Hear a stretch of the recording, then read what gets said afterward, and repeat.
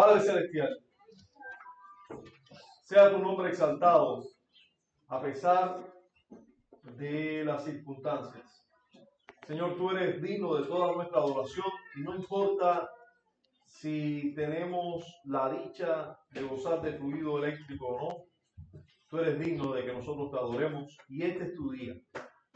Señor, aprovechamos para rogarte que nos libres de la impiedad, la maldad, de este sistema y sus gobernantes, los que se empecinan en permanecer en este sistema de maldad. Te rogamos en Cristo Jesús que seas propicio a nosotros y nos concedas cambios. También rogamos que prepares nuestros corazones para exponernos a tu palabra debidamente y que tu nombre así sea exaltado mientras más conozcamos tus favores y tus misericordias para con nosotros en Cristo. Es en su nombre que oramos y damos gracias, rogándote tu favor sobre los hermanos que aún no llegan, incluso las visitas. En Cristo Jesús. Amén. Amén. Bien, estamos estudiando el medular tema de la justificación y hemos visto no solo el concepto o la definición de la justificación, sino también que hemos visto además algunos detalles o aclaraciones en relación a la doctrina de la justificación. Hemos visto el medio, el único medio por el cual o herramienta por el cual se adquiere la justificación, y esa es sola. ¿Por qué medio se obtiene la justificación? ¿Por qué herramienta se adquiere la justificación? ¿Nadie sabe? A ver, Jordan. Por la fe. Por medio de la fe. Solo por medio de la fe. Ahora, sin embargo, esa fe está sola. Siempre está acompañada de ¿qué? De buenas obras, ¿verdad? De obras de amor, porque la fe verdadera, la fe que así recibe a Cristo y toda la obra de Cristo por gracia, esa fe nunca va sola, no va acompañada de pecados, no va acompañada de maldad, va acompañada de buenas obras. Entonces, eso podemos y debemos resaltarlo en relación al único medio por el cual recibimos la fe. Vimos también el tiempo en que fuimos justificados. ¿Cuándo fue que los elegidos antes de la fundación del mundo, cuándo es que los elegidos antes de la fundación del mundo son justificados? ¿Cuándo? ¿Alguien sabe? Levante su mano. A ver, Jesse. En el cumplimiento del tiempo, ¿no? En el cumplimiento del tiempo. ¿Y cuándo es el cumplimiento del tiempo que ocurre la justificación? ¿Cuándo? Cuando son llamados primero eficazmente. Cuando son llamados eficazmente. Hablando en la misma línea de pensamiento que estamos hablando, una vez que creemos o una vez que hay fe, entonces es que ocurre la justificación. La justificación no ocurrió cuando fuimos elegidos, la justificación no ocurrió cuando Cristo murió, ¿verdad? Y completó su obra, sino que la justificación ocurre cuando las personas creen. En ese momento son justificadas. Ahora, hoy vamos a hablar, continuando nuestro estudio, vamos a dar respuesta a algunas interrogantes en relación a la justificación. Como por ejemplo, ¿qué sucede cuando un justificado, un verdadero cristiano, alguien que ha sido declarado justo, qué sucede cuando este justo, declarado justo delante del tribunal divino, peca? ¿Qué sucede cuando hay pecado en aquellos que son justificados? La pregunta sería, ¿pierde la condición de justificado? ¿Perderá esa condición? ¿Pierde, pudiéramos decir de otra manera, la salvación alguien que ha sido justificado? Y pudiéramos también preguntarnos en qué condiciones, si no pierden, en caso de no perderla, entonces en qué condiciones caen. ¿Siguen de la misma manera? ¿Caen en alguna otra condición? ¿Van al purgatorio y tienen que pagar en el purgatorio? ¿Qué pasa con ellos? Entonces, de eso se trata el párrafo. Este es el tema que tratan los autores de la confesión en el párrafo 5 de este capítulo 11. Pero vamos a ver qué que es un tema importante en las Escrituras. Vamos a ver en este párrafo la permanencia, pero equilibrada realidad de la justificación. Hay una realidad en relación a el creyente y el pecado. Vamos a ver que los autores van a hablar de permanencia, pero vamos a hablar de una equilibrada realidad también. Si usted tiene su confesión ahí, ya que ahora no tenemos ayuda visual con el proyector, debe usar su confesión. Por eso siempre hay que traer la confesión. Siempre hay que traer la confesión, aunque la usemos menos cuando tenemos el auxilio del proyector, pero siempre debemos tenerla con nosotros. Dice así el párrafo 5 del capítulo 11. Dice así: Dios continúa perdonando los pecados de aquellos que son justificados. Y aunque ellos nunca pueden caer del estado de justificación, aún así, por sus pecados, pueden caer en el desagrado paternal de Dios. Y dice así: en esa condición, la luz de su rostro no les es restaurada usualmente hasta que se humillen, confiesen sus pecados, rueguen por perdón y renueven su fe y arrepentimiento. Entonces, si se dan cuenta, los autores de la confesión primero dicen que no se pierde la condición de justificado. Dice, Dios continúa perdonando. O sea, una vez que nosotros somos justificados, una de las cosas que ocurre es que hay perdón de pecado, ¿verdad? Sí, eso es lo que ocurre. Hay perdón de pecados, se nos declara justo por los méritos de la justicia de Cristo, ¿verdad? Se nos imputa a nosotros la justicia de Cristo, se nos declara justos así por la justicia de Cristo. Cristo lleva nuestros pecados y por lo tanto hay perdón de pecados para nosotros. Pero también nosotros tenemos que saber que eso no ocurre una sola vez cuando nosotros creímos y somos declarados justos, sino que siguen siendo perdonados nuestros pecados. ¿Entienden eso? Siguen siendo perdonados nuestros pecados.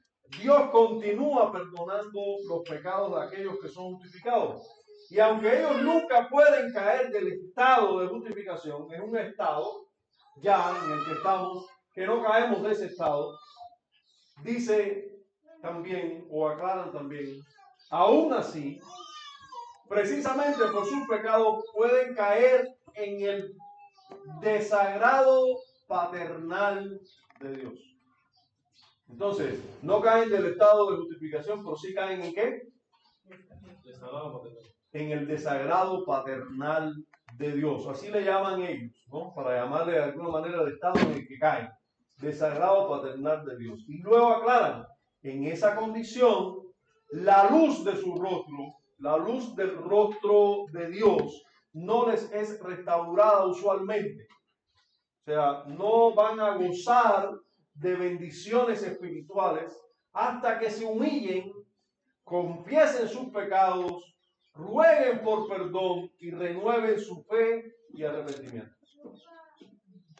Hasta que eso no ocurra, no van a haber bendición en sus vidas, no van a ver la luz del rostro de Dios. Entonces, vamos a ver, vamos a ir por parte ahora en las Escrituras, esta postura. Ahora, nosotros vamos a demostrar bíblicamente lo que acaban de decir los autores de la confesión. Ahora, debemos mencionar que hay posturas distintas en relación a esto que acaban de declarar los autores de la confesión. Usted sabe que hay distintas posturas. Todos los cristianos, o los que se llaman cristianos, no piensan de la misma manera en relación a esto que estamos diciendo. Nosotros aquí lo decimos sin ningún problema, pero si yo estuviera haciendo esta declaración en una congregación de las asambleas de Dios, a lo mejor me tiran piedra. Si hago esta declaración dentro de los católicos romanos, también quizás me apedreen. Entonces, nosotros tenemos que saber que no todos los que se llaman cristianos piensan de la misma manera y por lo tanto nosotros debemos saber qué es lo que dice la Escritura. Como por ejemplo, los autores tratan con el tema de qué pasa con los justificados cuando hay pecado. Pero por una parte, los católicos romanos, por ejemplo, ¿usted sabe qué dicen? ¿Qué dice un católico romano sobre el creyente cuando cae en pecado? ¿Alguien sabe? Bueno, dicen los católicos romanos que un creyente cuando cae en pecado, pues debe acudir a los sacramentos. Y dicen que cuando un creyente acude a los sacramentos, inmediatamente esa persona queda totalmente pura o santificada. Si vuelve a pecar, vuelve a perder su justicia, dicen ellos, y por lo tanto debe someterse a uno de los sacramentos y quedará entonces totalmente por otra vez, y así sucesivamente. Pierde el Estado, vuelve a ganarlo, pierde el Estado, vuelve a ganarlo. Ahora, ¿qué dicen los arminianos? Usted lo conoce más porque usted fue arminiano seguro. ¿Qué dicen los arminianos? Que se cae del estado de justificación, ¿sí o no? ¿Los arminianos creen que se pierde la salvación, sí o no? Sí creen que se pierde la salvación. Dicen que el creyente puede pecar y perder así la salvación, perder el estado de justificación. Perder el estado de justificación es lo mismo que perder la salvación, hermano. Para que estemos hablando el mismo idioma, espero que estemos hablando el mismo idioma. Perder el estado de justificación es perder la salvación. La justificación es aquel decreto judicial que Dios hace sobre nosotros. Es justo. Por los méritos de Cristo, pero es justo. Y por eso es que somos salvos. Porque Dios nos declara justos, si no, no fuera salvo nadie. Ningún culpable, ninguno declarado culpable va a ir al cielo. Va a ser salvo. Tenemos que ser declarados justos. Y son declarados justos aquellos que creen en la obra de Cristo a su favor y porque se les imputa la justicia de Cristo. Realmente son declarados justos y hay una verdadera justicia sobre ellos, la de Cristo. ¿Ya? Y por cierto, es la única justicia que va a entrar al cielo, la de Cristo. Ninguna de nuestras justicias puede hacer que tengamos algún mérito para entrar al cielo. Ninguna de nuestras. ¿Ya? Es solo la de Cristo. Por eso es que son declarados justos y que realmente hay una verdadera y una realidad de justicia allí, en cada uno de ellos. Ahora, los reformadores del siglo XVII, hasta ahora hemos visto lo que piensan los reformadores del siglo XVII, enseñan que los católicos según ellos, los católicos están equivocados y los arminianos también. ¿Verdad? Porque dicen que ese estado no se cae de ese estado, se permanece en ese estado. Nosotros sabemos que en este tiempo de la Reforma, cuando se escribió esta confesión de fe, hubo un gran avivamiento en la iglesia y hubo mucha luz en la iglesia. Yo creo que todos los que estudian la Reforma, aunque no todos están de acuerdo que fue un gran avivamiento, todos al menos están de acuerdo en que hubo luz sobre doctrinas fundamentales en las Escrituras. Claro que un arminiano contemporáneo puede reconocer que hubo luz sobre la doctrina quizás de que se salió del asunto de las indulgencias, y se salió del catolicismo romano y del gobierno católico romano, y no ven tanto las verdades sobre la justificación. Pero hermano, esta fue una de las declaraciones bíblicas o verdades bíblicas que salió a la luz en la Reforma Protestante. Y vamos a ver que es así cuando nosotros miramos a las Escrituras, mirando a los textos que ellos nos dan como prueba. Vamos a mirar juntos, busque su Biblia, porque ahora no tienes ayuda visual aquí. Busque su Biblia en Mateo 6, verso 12. A ver, ¿quién puede leer Mateo 6, verso 12? A ver, Yamilka. Y perdónanos nuestras deudas como también nosotros perdonamos a nuestros deudores. Y perdónanos nuestras deudas como también nosotros perdonamos a nuestros deudores. ¿De dónde salió esa petición o oración? A ver. A ver, también. De la oración del Padre Nuestro. De la oración titulada, nombrada por nosotros como el Padre Nuestro, pero es la oración que el Señor enseñó a sus discípulos que debían orar. Y así debe orar un discípulo del Señor siempre, ¿verdad? Perdona nuestra deuda como también nosotros perdonamos a nuestros deudores. Quiere decir, ¿ustedes creen que si Cristo mandó a sus discípulos orar de esta manera, Dios no va a perdonar sus deudas diariamente? Si un discípulo del Señor obedece al Señor orando, Padre, perdona nuestras deudas así como nosotros perdonamos a nuestros deudores. Yo pregunto, ¿el Señor Jesús enseñó mal a sus discípulos? Si Él enseñó que el Padre debía perdonarlos constantemente, ¿es porque el Padre los iba a perdonar constantemente, sí o no? Claro, eso es un argumento a favor de que el Padre perdona constantemente las deudas de su pueblo, de sus hijos, ¿verdad? Ahora, ese no es el único argumento, pero vamos a ver que es uno de ellos. El Señor nos enseñó a orar, que pidiéramos perdón al Padre constantemente, de la misma manera que nosotros perdonamos a otros, pero que pidiéramos perdón al Padre. Pero también nosotros podemos ver, como por ejemplo en primera de Juan, en la primera carta del apóstol Juan, en el capítulo 1, versículo 7, si leemos hasta el 2:1, miren lo que dice, a ver quién puede leerlo. Primera de Juan 1:7. A ver, pero si andamos en luz, como Él está en luz, tenemos comunión unos con otros y la sangre de Jesucristo, su Hijo, nos limpia de todo pecado. Vamos a dejarlo ahí un momentico. Versículo 7 dice, pero si andamos en luz, como Él está en luz, tenemos comunión unos con otros. ¿Eso le parece que habla ahí de pecado? No, ¿verdad? Pues andar en luz. Si andamos en luz, como Él está en luz, pues tenemos comunión unos con otros. Ahí no se está hablando de pecado ahí, ¿verdad? Se está hablando más bien de andar en luz, no en pecado. Sin embargo, miren cómo sigue diciendo.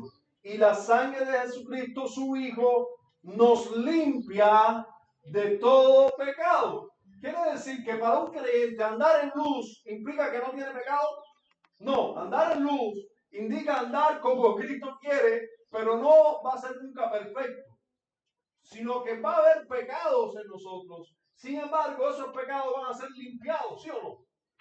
Dice el apóstol Juan que aquellos que andan en luz, que andan en Cristo Jesús, que andan mirando a Cristo, que andan queriendo ser fieles a ese que los salvó, pero también dependiendo de ese que los salvó, esos van a tener algunos pecados, pero Cristo los va a limpiar. Él nos limpia de todo pecado. Sigue diciendo el versículo, sigue diciendo el texto, verso 8. Si decimos que no tenemos pecado, nos engañamos a nosotros mismos. Y la verdad no está en nosotros. Acá, ¿qué dice un arminiano? Si el cristiano peca, pierde la salvación. Y yo tendríamos que preguntarle al arminiano, ¿y usted, arminiano, no peca? Si usted dice que no peca, o usted va a ganar, usted va a ser salvo solo si no peca, entonces usted es un mentiroso. Porque la Biblia dice que nadie vive sin pecar. Pues la Biblia dice, si decimos que no tenemos pecado, nos engañamos a nosotros mismos y la verdad no está en nosotros. Así que podemos decir a un arminiano, mire, la verdad es esta. Tú tienes pecado, todos tenemos pecado, y si depende de esto, el ser salvo, nadie sería salvo. Porque la misma Biblia reconoce que todos pecamos.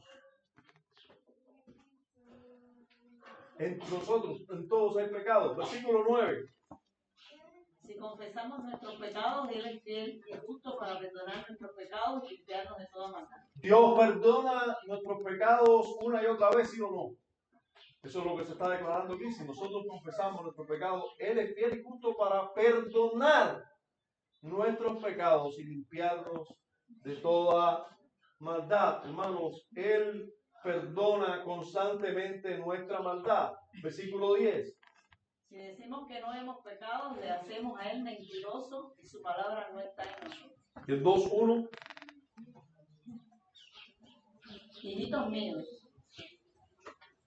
Sí. Estas cosas os escribo para que no pequéis. Y si alguno hubiese pecado, abogado tenemos para con el Padre a Jesucristo el justo. Amén. Amén. O sea, indudablemente la Escritura constantemente nos exhorta a no pecar. Pero ¿qué sucede si pecamos? Que es una realidad que nos visita. ¿Qué sucede si pecamos? Bueno, pues tenemos un abogado. Tenemos quien nos defienda. Tenemos a quien acudir. Y somos nuevamente perdonados. Fíjense, la declaración de los autores de la confesión no puede ser más precisa, ¿verdad? Los justificados siguen siendo perdonados. Los justificados, fíjense que ellos no dicen que los justificados no pecan. Ellos no dicen que los justificados tienen un pecado menor que los no justificados. No, ellos dicen que aquellos que han sido justificados simplemente siguen siendo perdonados. Y es lo que enseña la Biblia, que Dios sigue perdonando nuestros pecados. Dios continúa perdonando los pecados de aquellos que son justificados. Dios sigue perdonando. Abogado tenemos para con el Padre a Jesucristo el justo. Ahora, ellos siguen declarando que la justificación, ese estado de justificación va a permanecer a pesar del pecado. Dios sigue perdonando los pecados, pero además de eso, ellos no pueden caer del estado de justificación. Ahora, ¿enseña eso la Biblia? Que una vez justificados ya vamos a permanecer en ese estado. Bien, vamos a ver que aquellos que son justificados, la Biblia les llama con ciertos nombres. Dios usa distintos calificativos, distintas imágenes, pudiéramos decir. Una de las imágenes que usa la Biblia es que le llama a los justificados, les llama ovejas. No les llama cabritos, no les llama lobos, les llama ovejas. Pues ya son de otra naturaleza. No son cabritos como antes, no son lobos rapaces, son ovejas. Y encontramos ese tipo de declaración, como por ejemplo en Juan 10. ¿Quién puede leer Juan capítulo 10, versículo 27 hasta el 29? Vamos a pedir a Jehová que nos guíe en la lectura ahí. A ver. Mis ovejas oyen mi voz y yo las conozco y me siguen. Vamos parte ahí, Geo. Dice, mis ovejas oyen mi voz y yo las conozco y me siguen. Amén. Hermano, ¿cómo se le llama aquí a los justificados? Ovejas. Y Cristo, que está hablando con una multitud donde habían ovejas, cabritos y todo tipo de animalitos, Él asegura, mis ovejas oyen mi voz y yo las conozco. ¿Y qué van a hacer? Y me siguen. Yo pregunto, ¿las ovejas se descarrían, sí o no? Pregunto, las ovejas naturales, las ovejas normales, a veces no se descarrían, a veces no se entretienen y se meten por allá entre los palos y luego el pastor tiene que salir a buscarla. A veces no se van detrás de lo que no tienen que ir detrás. No son engañadas muchas veces. No se caen en el lodo algunas veces. Claro. Las ovejas no viven revolcándose en el lodo, no viven siempre yéndose para otro lado que no está el pastor. Por línea general van detrás del pastor, porque son ovejas. Ahora, hermano, las ovejas primero tienen identidad, son ovejas. Jesús dijo, mis ovejas tienen propiedad, son de Él. Hermano, los justificados no es una cosa que sean un tipo de personas raras para Dios. Ya han sido declarados justos, de hecho han sido elegidos antes de la fundación del mundo, llamados eficazmente por el Padre, y han declarado justos. Esos Dios les llama mis ovejas. Y van a oír la voz de Dios. Ellos oyen, tienen la capacidad de oír la voz de Dios. Un no justificado no. Un no justificado oye a Dios y es como oír a la radio, a la televisión. Pero las ovejas, cuando oyen a Dios, es Dios a quien están oyendo. Le hacen caso, oyen mi voz, oyen mi voz. Fíjense, no solamente lo escuchan, porque escuchar, para hacer una diferencia, quizás está escuchando todo el que está aquí, pero los que están aquí todos, desgraciadamente, no son ovejas. ¿Oíste, Cristian Omar? De los que están aquí, todos no son ovejas. Las ovejas son las que oyen la voz del Señor. Para algunos de los que están aquí está el pastor gritando a pesar del calor. Pero para algunos de los que están aquí también están escuchando al Señor. Y no se preocupan tanto por el pastor gritón, sino que sea el Señor el que les hable. Y las ovejas son de esas, que oyen la voz del Señor. Mis ovejas oyen mi voz, la del Señor. Y yo las conozco y me siguen. Hermanos, un justificado no es una persona que sigue la corriente de este mundo, que sigue las modas, que sigue la impiedad y que sigue el pecado. No, siguen al Señor. Ese es un justificado. Peca, sí peca, pero sigue siguiendo al Señor. Y oye al Señor. Por eso los autores de la confesión dicen, nunca pueden caer del estado de justificación, porque es que han cambiado su identidad, son ovejas, siguen al Señor. Dice más este texto. Y yo les doy vida eterna, y no perecerán jamás, y nadie las arrebatará de mi mano. Hermanos, más claro no puede ser. Dios les da vida eterna. Imagínense, te doy vida eterna, te la quito, te doy vida eterna, te la quito, te doy vida eterna. No, yo les doy vida eterna. No dice yo les voy a dar vida eterna. No dice si se lo ganan. No. Ellas son ovejas, ellas mi voz y me siguen y yo les doy. No es que les voy a dar si se lo merecen. No, yo les doy vida eterna. Yo les doy vida eterna. Pero además no perecerán jamás. No dice no perecerán si no pecan. No, dice no perecerán jamás. Dice y nadie las arrebatará de mi mano. Nadie, por torpe que ella sea, no va a ser arrebatada de la mano de Dios. Por tropiezos que le pongan, no podrán ser arrebatadas de la mano de Dios, hermanos. ¿Usted se da cuenta que Cristo ahora asume toda la responsabilidad? Dice, mis ovejas son mi responsabilidad. Yo les doy vida eterna. No van a perecer jamás. No, fíjense que no está diciendo, ellas pueden hacer lo que la gana, ellas no van a perecer, porque soy yo el que digo eso. Y además, nadie las va a arrebatar de mi mano. Yo soy el responsable de ellas. Por eso no pueden caer del estado de justificación, porque depende de él, no de las ovejas, sino del pastor de las ovejas. Sigue diciendo el texto. Mi Padre que me las dio es mayor que todos, y nadie las puede arrebatar de la mano de mi Padre. Ya, si no te bastaba con que Jesús dijera, nadie las puede arrebatar de mi mano, ahora Jesús pone un argumento que para muchos era mayor. Ahí, bueno, mi Padre es mayor que todos, y nadie las puede arrebatar de la mano de mi Padre. Sí, yo siempre en relación a la salvación me gusta decir lo siguiente. Hay personas que por más que tú les digas quieren defender el asunto de la pérdida de la salvación. Yo digo, si la Biblia es verdad, hay elección, ¿sí o no? Entonces imagínense, una persona que es justificada, no solo es justificada, entonces, sino que mirando a la luz de toda la escritura, de toda la revelación, a la luz de toda la revelación, la persona salvada primero es elegida, ¿sí o no? Y es elegida en Cristo.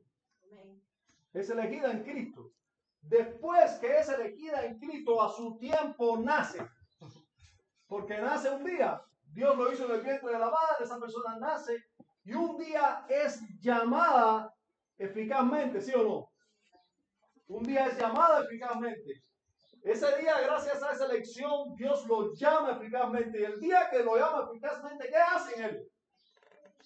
Lo regenera. Entonces aquí hay regeneración, ¿sí o no? Dios le cambia el corazón.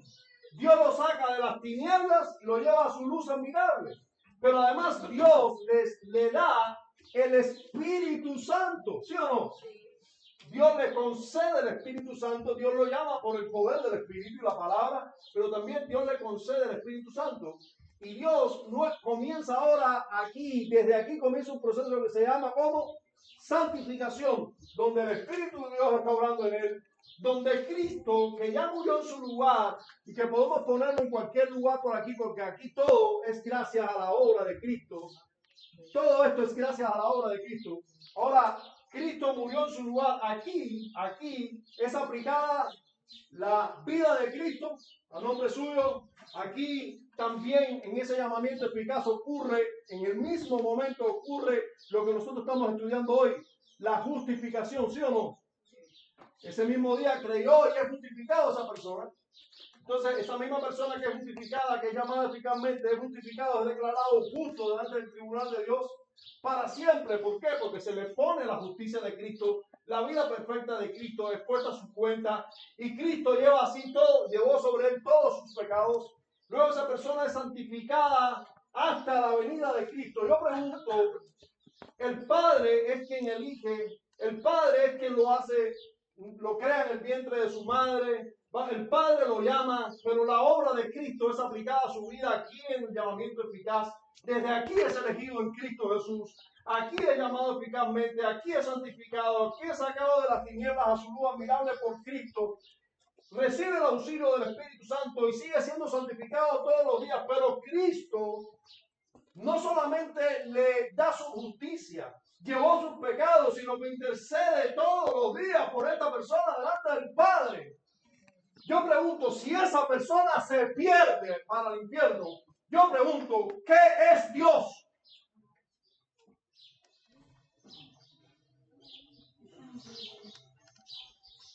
No sirve Dios. No sirve. Porque yo pregunto, ¿qué es lo que hace la persona? Poner pecado no hace otra cosa. Toda esa obra es de Dios. Amén. Si una persona se pierde en esa obra, hermano, Dios es un fracasado. Dios es un fracasado. Y tú y yo sabemos que no lo es. No lo es. Entonces, hermano, mi Padre, que es mayor que todos, nadie la puede arrebatar de la mano de mi Padre. Capítulo 10 de Hebreos, versículo 14. ¿Quién lo puede leer? Hebreos 10, 14.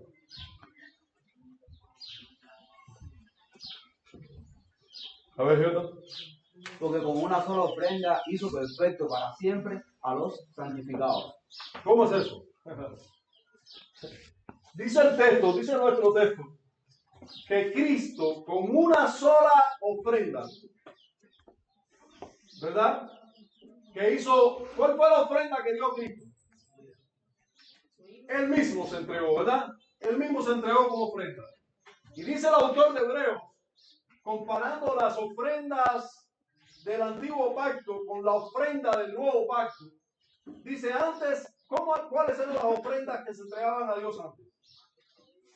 Exacto, corderos, machos cabríos, ¿verdad? Becerros, ¿verdad? Decapitados ahí, o palomillos, palomas, aves, hierbas aromáticas, etc. Esas eran las ofrendas. ¿Había remisión de pecado por esas ofrendas, sí o no?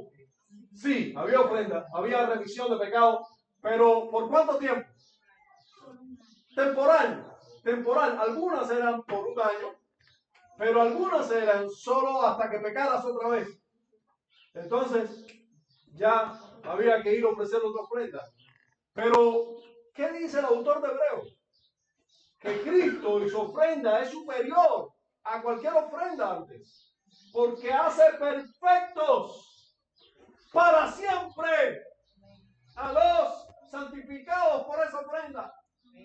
Hermano, perfectos para siempre. Ya. No se puede caer de ese estado, ¿sí o no? La Biblia enseña que no se puede caer. Hace perfectos para siempre. Si Cristo murió en tu lugar, si Cristo te declaró justo, tú eres perfecto para siempre.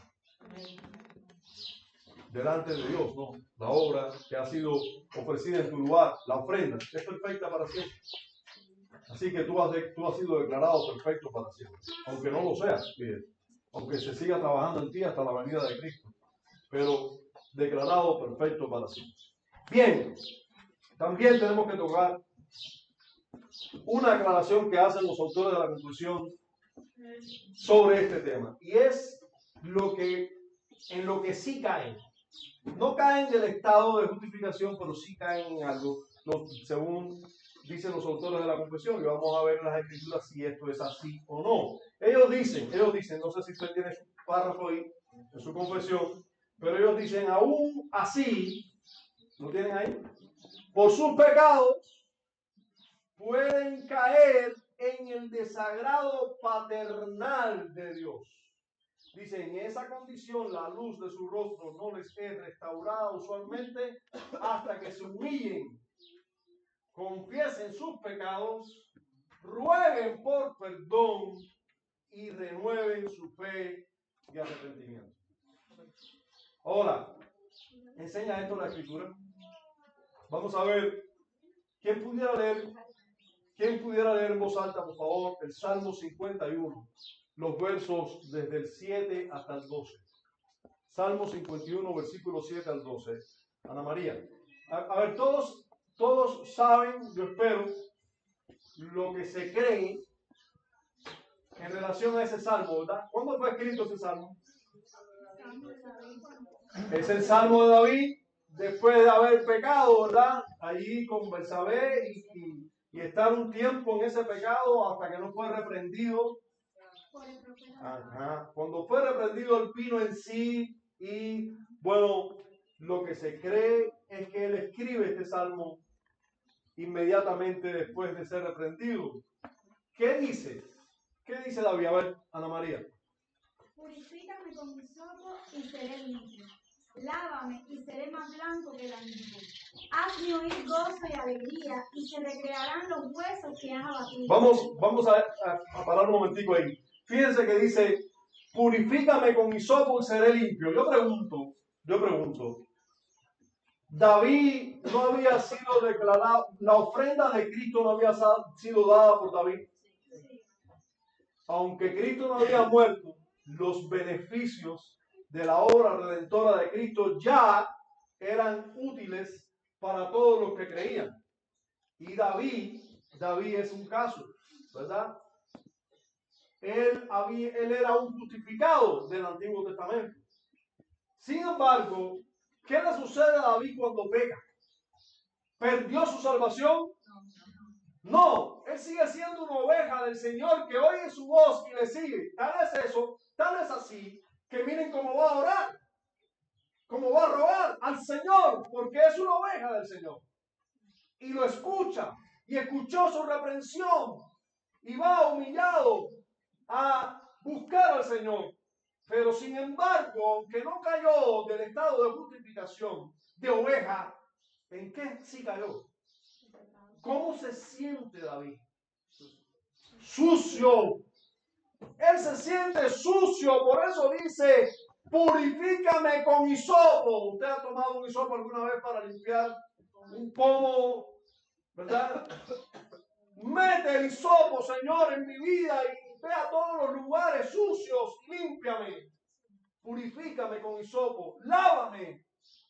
Y si tú me lavas, seré más blanco que la nieve. Si tú me lavas, si yo me lavo no, pero si me lavas tú, seré más blanco que la nieve. Hazme oír gozo y alegría. ¿Cómo estaba David?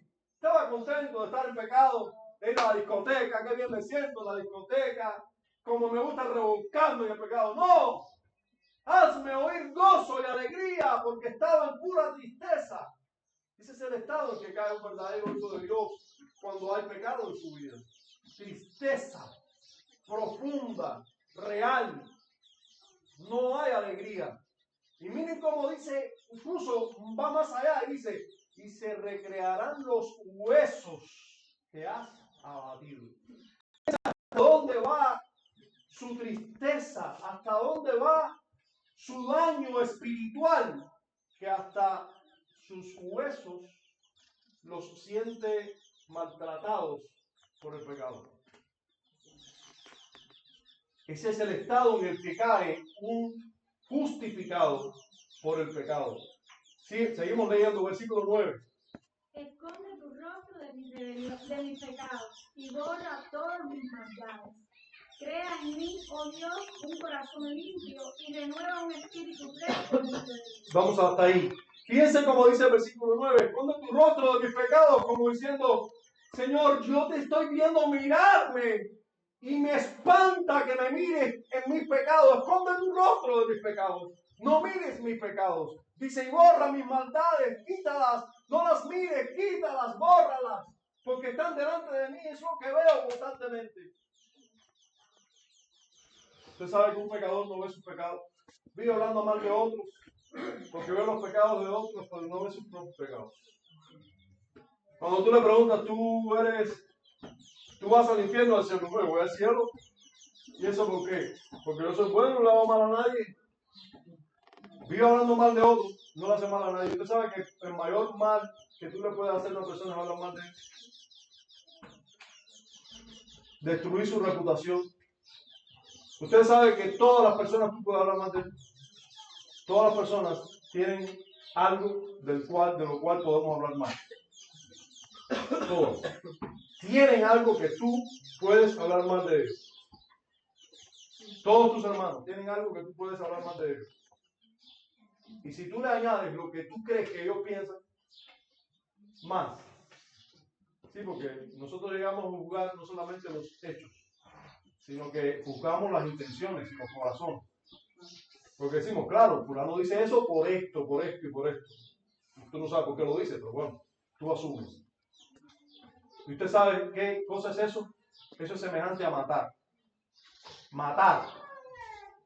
Por eso es que la Biblia dice que matar no es solamente matar, sino cuando le dices fatuo a tu hermano, le dices necio a tu hermano, ya estás matando.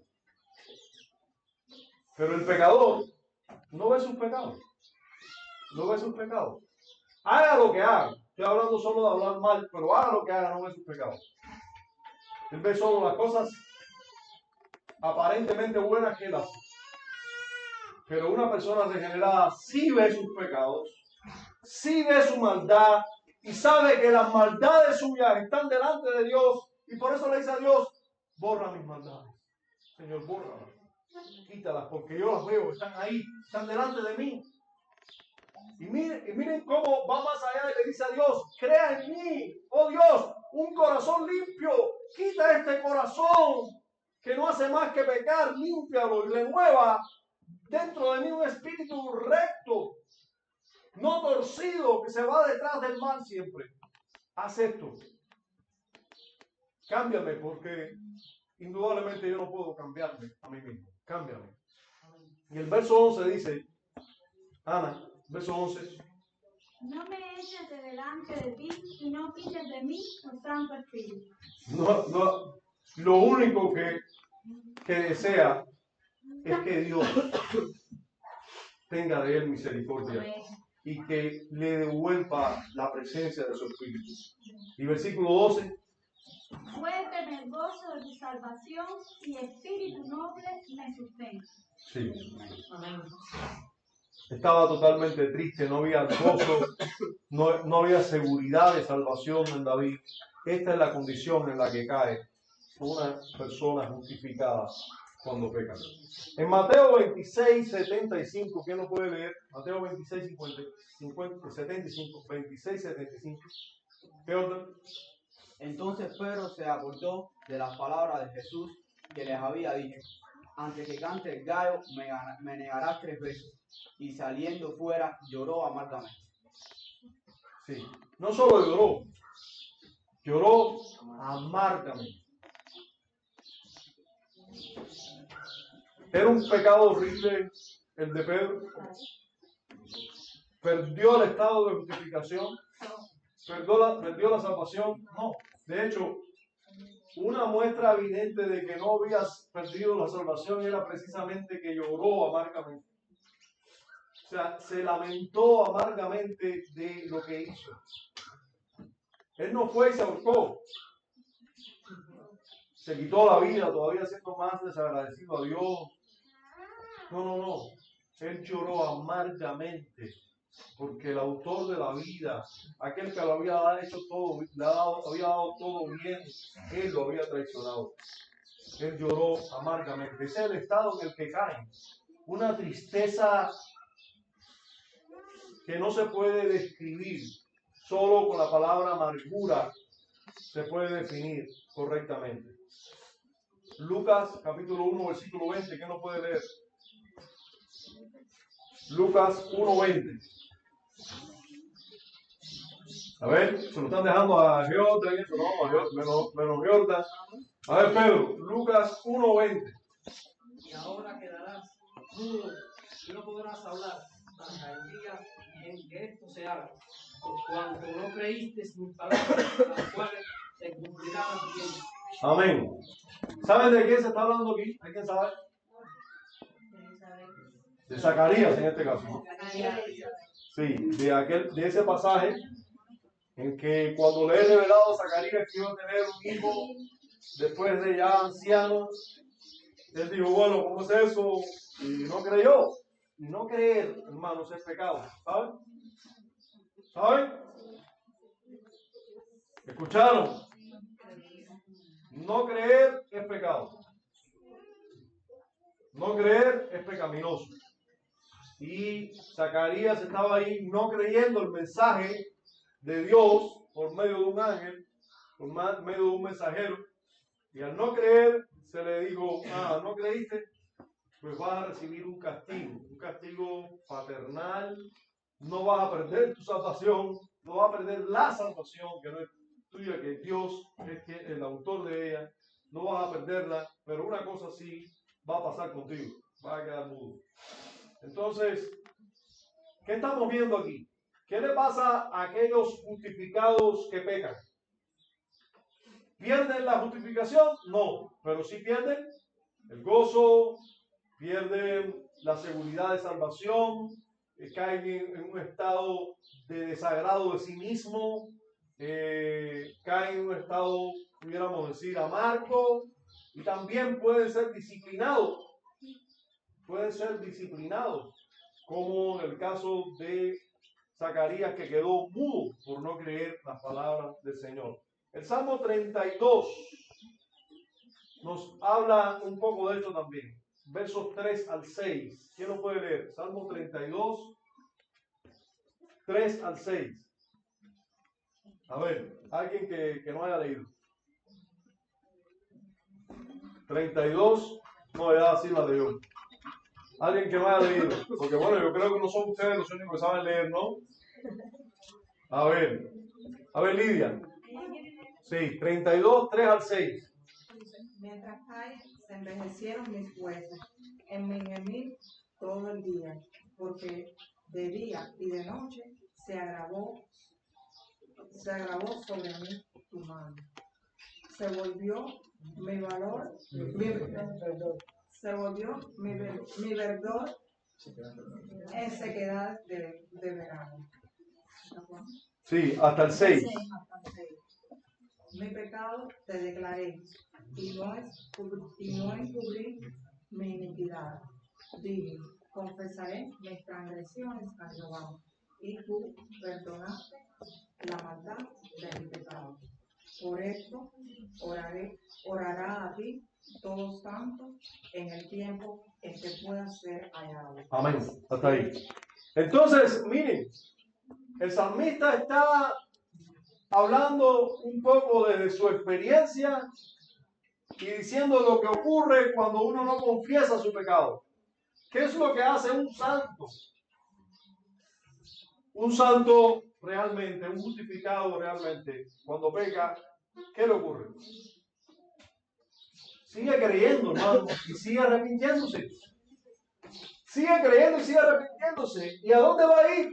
A confesar sus pecados. Dice un teólogo famoso, ya fallecido, dijo un teólogo famoso pero reciente, que el arrepentimiento no es un castillo al que visitamos un día, sino una casa donde vivimos diariamente. Un verdadero justificado vive arrepintiéndose de sus maldades. No es alguien que no peca, no es alguien que peca constantemente, pero constantemente sigue creyendo y arrepintiéndose. No es alguien que vive en el pecado como vivía en otro tiempo, pero alguien que el pecado lo visita con frecuencia.